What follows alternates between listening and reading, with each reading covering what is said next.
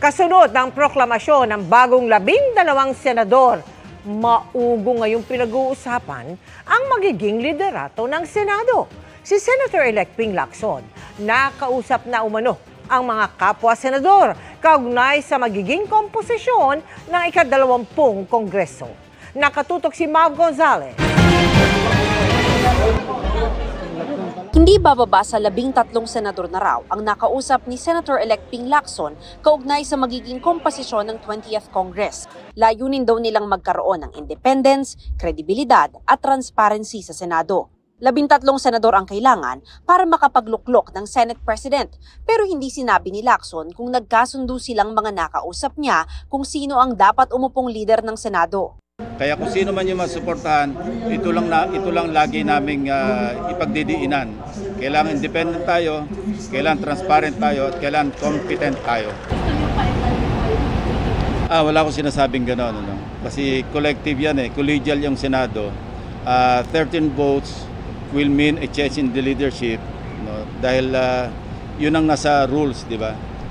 Kung 12 lang, siyempre, retain yung nakaupo. Isa-isa raw niya itong kinausap at hindi isang upuan. Nang tanungin kung sino ang una sa listahan niya bilang Senate President, sagot ni Lacson, secret. Malaman naman natin yan sa pag nag-open yung Congress sa July 27. Kilalang kaibigan at running mate noong 2022 elections ni Lacson, si dating Senate President Tito Soto. Ngayong magbabalik Senado si Soto, maugong ang pagbabalik niya bilang leader ng Senado. Tumangging magkomento si Soto sa pahayag ni Lacson. Pero noong weekend, kinumpirma niya na may mga nakausap siyang senador ukol dito. Pero hindi pa raw siya makakapagbigay ng numero. Madami kaming kausap Iba-ibang ang agenda ng napapag-usapan. Minsan napapag-usapan yung legislative agenda, napapag-usapan yung eleksyon, pero napapag-usapan din yung leadership sa Senado. No, so mahirap magbigay ng tamang bilang kung sino yung nakakausap o kumakausap sa akin o nakakausap nila. Kasi yung nakakausap ko, meron din mga nakakausap na iba Hinihingan namin ng reaksyon dito ang kasalukuyang Senate President na si Senator Chis Escudero pero wala pa siyang tugon.